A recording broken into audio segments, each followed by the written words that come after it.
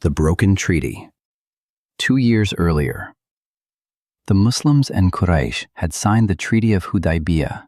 The agreement brought peace. For the first time, Islam began spreading rapidly across Arabia. People entered Islam in large numbers. Tribes began forming alliances. The Muslim community grew stronger, but peace would not last. A tribe allied with Quraysh attacked a tribe allied with the Muslims. Lives were lost. The treaty had been violated. The agreement was broken. When news reached Medina, the Prophet Muhammad, peace be upon him, knew a decisive moment had arrived. The Great Preparation.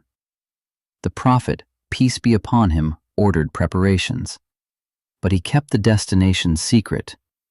Even many companions did not know where they were heading.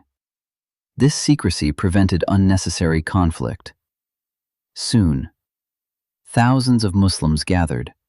From Medina, from surrounding tribes, from across Arabia, 10,000 believers assembled, the largest Muslim force ever seen.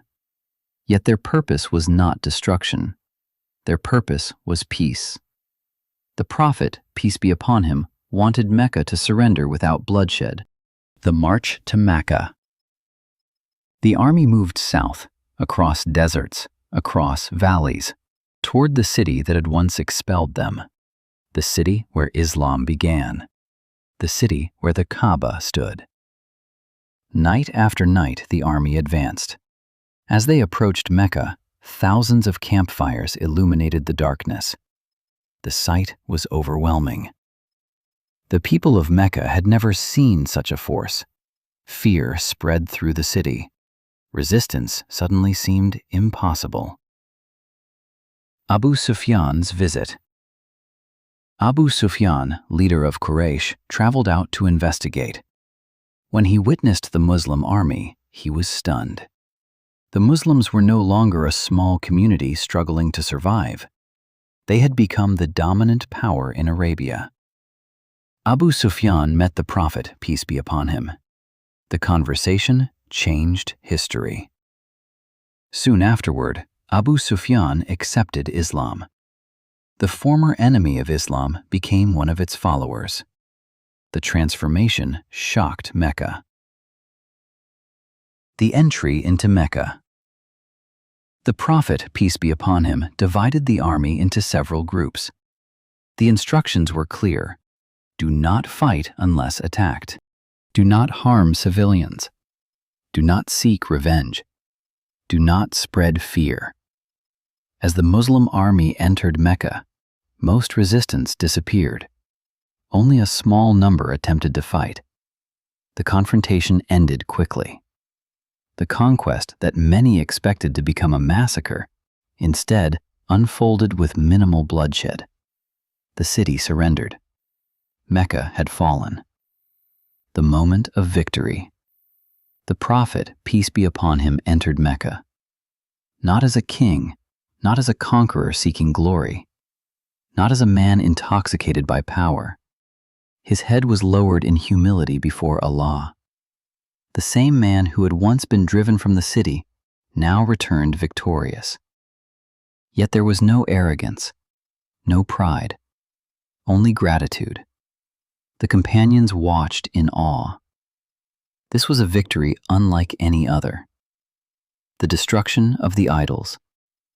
The Prophet, peace be upon him, made his way toward the Kaaba. Around it stood hundreds of idols. For generations, people had worshipped them. Now the moment had come. One by one, the idols were destroyed. And the Prophet, peace be upon him, recited, "Truth has come, and falsehood has vanished." The idols fell. The era of pagan domination ended. Tawheed stood victorious. The Kaaba was purified, its original purpose restored, the worship of Allah alone. The people wait for revenge. The people of Mecca gathered. Many were terrified. For years they had persecuted the Muslims. Some had tortured believers. Others had planned assassinations.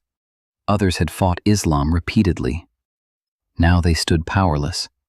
waiting, expecting punishment, expecting revenge, expecting justice in its harshest form. The city fell silent. Everyone watched. Everyone waited. The greatest act of mercy. The prophet, peace be upon him, addressed the people.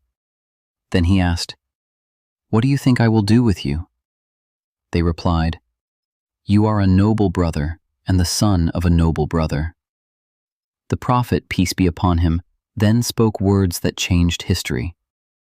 "There is no blame upon you today. Go, for you are free." The crowd could hardly believe it.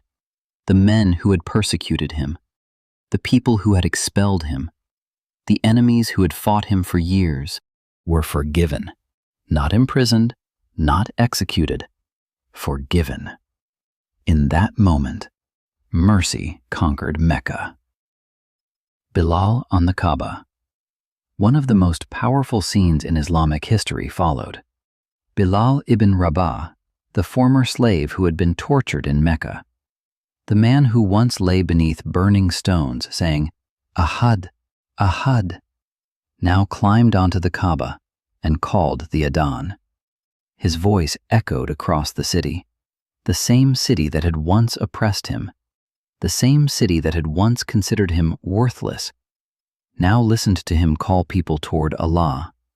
It was a moment of justice, a moment of dignity, a moment history would never forget. The aftermath. The conquest transformed Arabia. Tribes across the peninsula witnessed what happened. They saw strength, but they also saw mercy. They saw victory, but they also saw forgiveness. People entered Islam in greater numbers than ever before. The barriers that had opposed Islam for decades collapsed. The city that had once rejected the message became one of its greatest centers. Lessons of the Conquest. The conquest of Mecca teaches that true power is not revenge. True power is restraint. True power is forgiveness when revenge is possible. It teaches that mercy can achieve what violence cannot. And it teaches that victory is most beautiful when it is accompanied by humility. For 21 years, the Muslims had suffered. For 21 years, Mecca resisted the truth.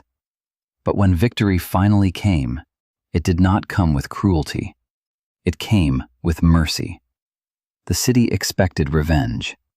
Instead, it received forgiveness. And that is why the conquest of Mecca remains one of the greatest moments in history. Not because a city was conquered, but because hearts were conquered. The conquest of Mecca, the day mercy conquered Arabia.